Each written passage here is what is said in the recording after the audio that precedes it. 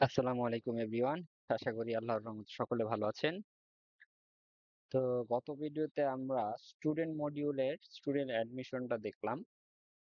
তো আজকে আমরা স্টুডেন্ট ডাটা দেখব।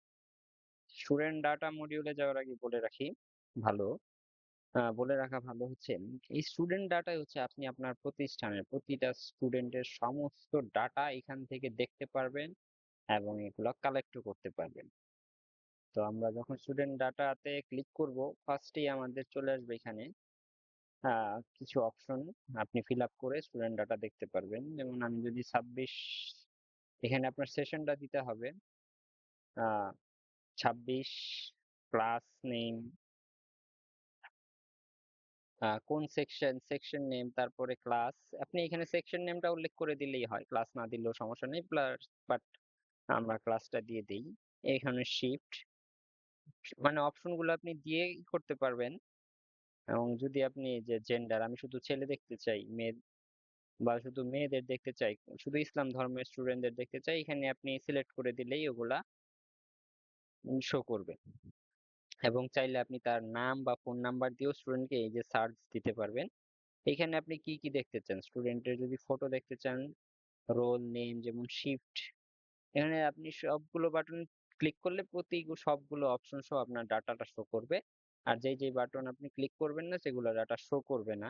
এখন আপনি এখানে চুজ করে নিতে পারবেন যে আপনি কোন কোন স্টুডেন্টের কি কি ডাটা দেখতে চান। তারপরে যদি সার্চ দেই, এই ক্লাসে যেহেতু 0 স্টুডেন্ট, এখানে ডাটাটা শো করতেছে না।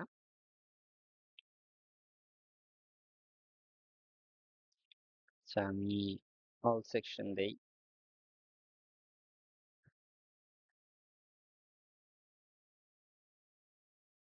এই যে, যেহেতু অল সেকশন দিয়েছি, এখানে সেকশন ওয়াইজ কোন সেকশনে যে স্টুডেন্ট আছে, এটা হচ্ছে 9 পদমাতে আছে, 1 এ আছে।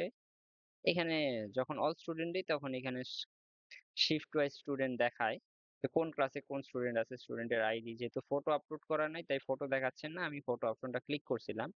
যদি ফটো অপশনটা ক্লিক না করি তাহলে আবার চলে যাবে যে ফটো অপশন। আমি যেটা যেটা এখানে ক্লিক করব স্টুডেন্ট ডাটার ক্ষেত্রে ওই সব ডাটাই আমাকে শো করবে।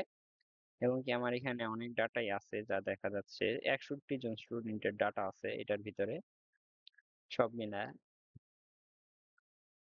সো এই হচ্ছে আপনি স্টুডেন্টের ইনফরমেশন। তারপরে আপনি চাইলে এগুলা এক্সেলে এই যে পিডিএফ আকারে ডাউনলোড করে নিতে পারবেন, এবং ডাউনলোড করার পরে এই যে আপনার স্কুলের নাম সহ খুব সুন্দর করে ডাটাগুলো পিডিএফ আকারে ডাউনলোড হয়ে যায় আপনার পিসিতে বা মোবাইলে, যেখানেই করেন না কেন আপনি। এগুলো পরে আপনি প্রিন্ট আউট করেও সংরক্ষণ করে রাখতে পারেন, এটা আপনার অ্যাজ ইউ উইশ। এই হচ্ছে স্টুডেন্ট ডাটা। এখান থেকে আপনি আপনার সকল ডাটা দেখতে পারবেন। আশা করি সকলে বুঝতে পারছেন। ভালো থাকবেন। আসসালামু আলাইকুম।